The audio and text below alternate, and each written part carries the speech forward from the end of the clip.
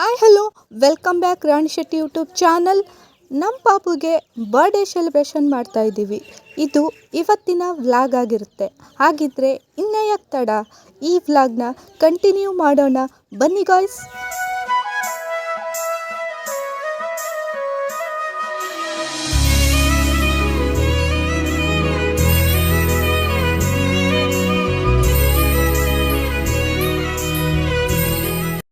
ನೋಡಿ ಗಾಯ್ಸ್, ನಮ್ಮ ಪಾಪು ಬರ್ತ್ಡೇ ಸೆಲೆಬ್ರೇಷನ್ ಮಾಡುವುದಕ್ಕೆ ಡೆಕೋರೇಷನ್ನ 3 to 4 ಅವರ್ ಹಿಂದೆನೇ ರೆಡಿ ಮಾಡ್ಕೊಂಡಿದ್ವಿ.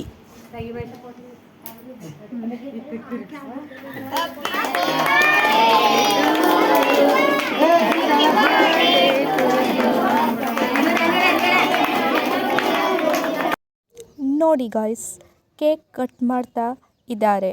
ಅವರ ಮುಖದಲ್ಲಿರೋ ಖುಷಿ ನೋಡಿ.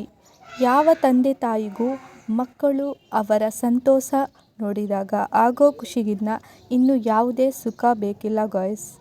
ನೋಡಿ, ನಾನು ಏನೋ ಸಾಧನೆ ಮಾಡಿದೆ ಅನ್ನೋ ಥರ ಚಾಕುನ ಮೇಲೆ ಎತ್ತಿದ್ಲು ನಮ್ಮ ಅದ್ವಿ. ಹಾಗೆಯೇ ಕೇಕ್ ಸಖತ್ತಾಗಿಯೇ ತಿನ್ನುತ್ತಾ ಇದ್ದಾಳೆ. ಇವಳ ಬರ್ತ್ಡೇ ಸೆಲೆಬ್ರೇಷನ್ ಮಾಡೋದಕ್ಕೆ ತುಂಬ ದಿನಗಳಿಂದ ಪ್ಲ್ಯಾನ್ ಮಾಡಿ ಸೆಲೆಬ್ರೇಟ್ ಮಾಡ್ತಾ ಇದ್ದಾರೆ ಅವರ ತಂದೆ ತಾಯಿ.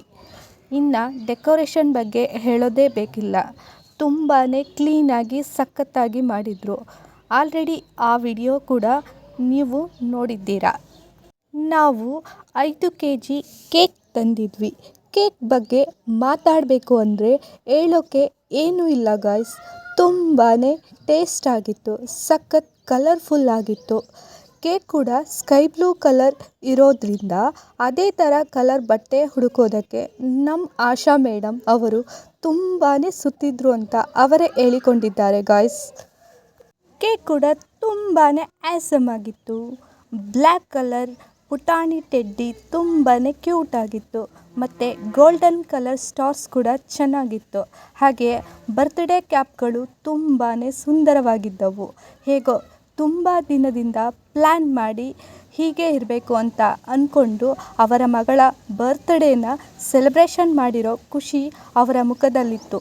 ಆದ್ರೂ ಪಾಪು ತುಂಬಾ ಅಳ್ತಿದ್ಲು ಗಾಯ್ಸ್. ಕೆಲವೊಂದಷ್ಟು ಜನ ಗಿಫ್ಟ್ಗಳನ್ನ ಮಾಡಿದರು ಗಾಯ್ಸ್.